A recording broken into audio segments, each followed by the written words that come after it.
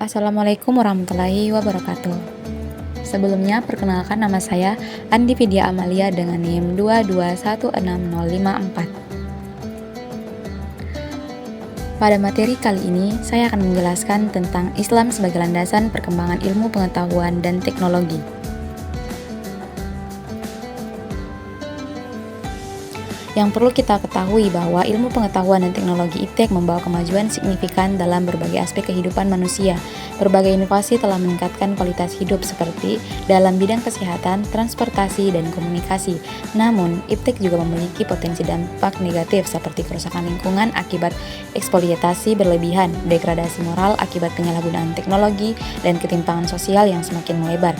Islam hadir sebagai pedoman untuk mengelola iptek agar membawa manfaat bagi kehidupan manusia. Islam sebagai pedoman. Islam hadir untuk mengarahkan iptek agar mendatangkan manfaat bagi umat manusia, yang dimana landasan moral dan etika yang kuat. Moral dan etika yang dimaksud ialah pedoman penting dalam kehidupan manusia yang berfungsi untuk membedakan antara yang benar dan salah, baik dan buruk.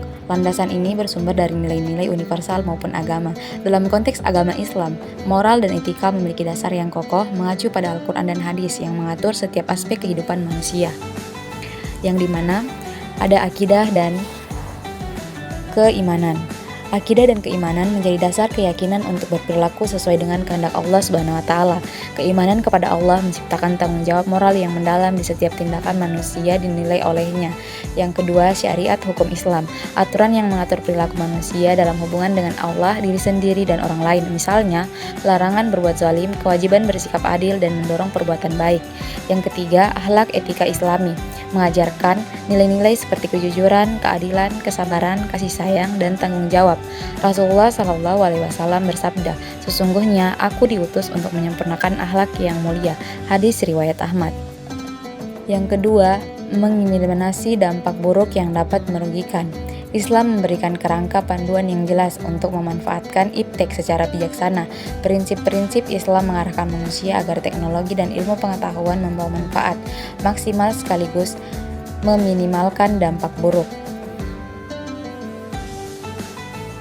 Yang perlu kita ketahui bahwa iptek berorientasi pada kemaslahatan, yang dimana kebaikan umum. Iptek digunakan untuk menciptakan manfaat bagi umat manusia seperti meningkatkan kesejahteraan, kesehatan, dan pendidikan. Dalam Quran Surah Al-Maidah ayat 2 yang artinya, "Dan tolong-menolonglah kamu dalam mengerjakan kebaikan dan takwa, dan jangan tolong-menolong dalam berbuat dosa dan permusuhan." Yang kedua, menghindari kerusakan. Mafsadah. Islam melarang segala hal yang menyebabkan kerusakan bagi lingkungan, moral, dan kehidupan sosial. Dalam Quran Surah Al-A'raf ayat 56 yang artinya, "Dan janganlah kamu berbuat kerusakan di muka bumi setelah Allah memperbaikinya." Syariat Islam dalam pemanfaatan iptek, yang dimana ada halal dan haram. Contoh iptek yang diizinkan: halal, teknologi ramah lingkungan, penelitian medis untuk penyembuhan penyakit, inovasi teknologi yang mempermudah ibadah, dan seperti aplikasi Al-Quran. Dan contoh iptek yang tidak diizinkan atau haram, yang itu rekayasa genetika untuk tujuan yang merusak fitrah manusia, penyalahgunaan teknologi untuk kejahatan seperti hacking atau produksi senjata ilegal, dan teknologi yang menyebabkan kerusakan lingkungan dan ekosistem. Kontribusi Islam terhadap iptek. Yang perlu kita ketahui bahwa pada masa keemasan Islam pada tahun 700 sampai 1400 Masehi, ada banyak bukti bahwa Islam sebagai ilmu pengetahuan dan teknologi, yang dimana pada masa Jabir bin Hayyan, yaitu sebagai pelopor ilmu kimia modern, Al-Khawarizmi sebagai penemu algoritma dan pelopor matematika modern, Al-Battani yaitu ahli astronomi yang berkontribusi pada ilmu perbintangan, dan Al-Razi yaitu dokter dan ilmuwan yang menulis tentang pengobatan modern. Dalam hal ini, Al-Quran dan hadis sebagai pedoman, yang dimana dalam Quran Surah Al-Alaq ayat 1, yaitu Bismillahirrahmanirrahim, "Iqra bismi rabbikal ladzi khalaq", yang artinya, bacalah dengan menyebut nama Tuhanmu yang menciptakan, yang dimana penekanan pada pentingnya membaca, belajar, dan meneliti dengan landasan iman kepada Allah. Dan ayat kedua, yaitu Quran Surah An-Nisa ayat 126, "Walillahi ma fis samawati wa ma fil ardi wa kana Allahu bikulli syai'in muhit", yang artinya, punyaan Allah apa yang di langit dan apa yang di bumi, dan adalah pengetahuan Allah maha meliputi segala sesuatu.